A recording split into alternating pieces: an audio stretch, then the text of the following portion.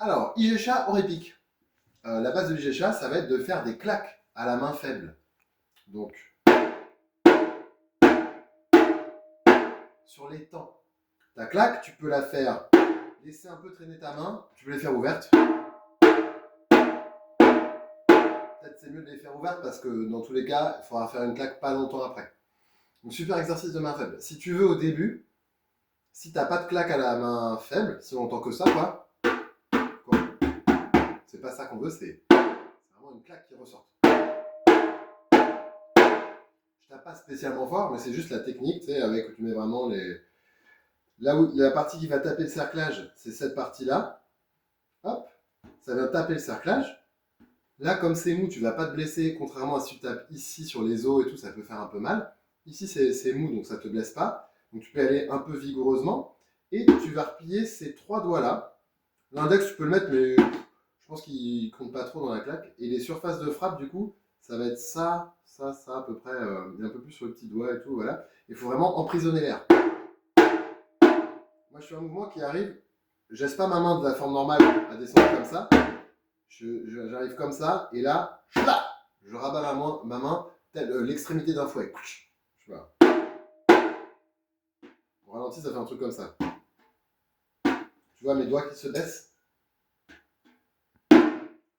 J'ai la vitesse de l'articulation du coude plus les petits doigts à la fin. Donc, une fois qu'on a la claque, je répète, la claque c'est prioritaire. Moi, je préfère voir des gens qui font sur le break Igesha comme ça,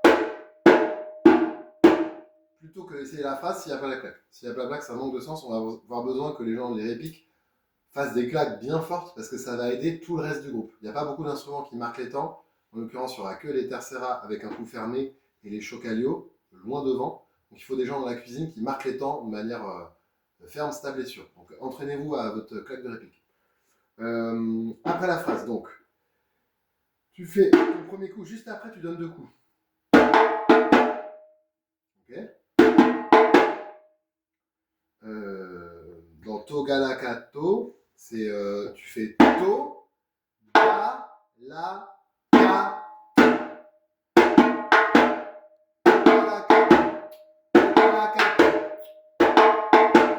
Okay. Et après tu vas faire des contretemps. Donc là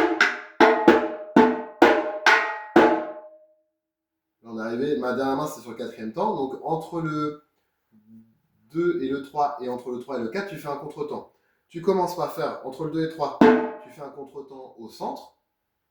Et entre 3 et le 4, tu fais un contretemps en rimshot. C'est-à-dire que tu commences les doubles coups en rimshot là. Rimshot, centre, rimshot. Et là, tu arrives, tu as plusieurs options. Soit tu fais un coup simple, comme les kaisha, entre le 4 et le 1, le dernier coup. Soit tu fais un coup simple au centre, comme les kaisha. Soit tu fais un double coup.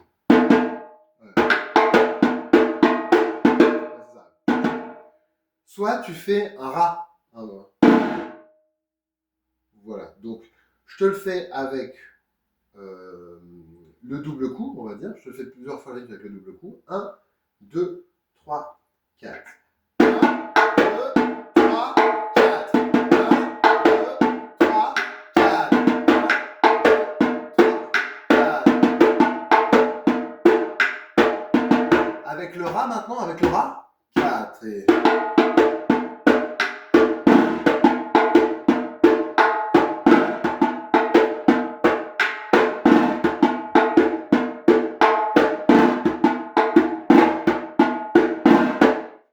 faire des variations, faire une fois sur deux par exemple. Je vais faire une fois sur deux. Dans l'enregistrement, je fais pas mal ça une fois sur deux. Je commence avec le double coup, puis je fais le rat ensuite. 1, 2, 3, 4.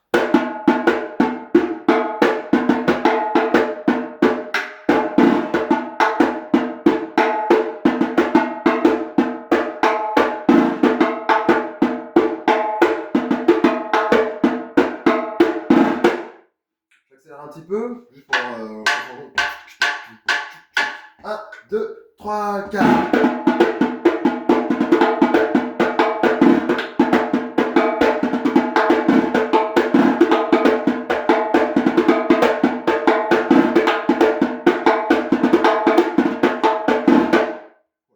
Je vais faire encore d'autres variations, mais voilà, t'as l'idée. Amuse-toi bien.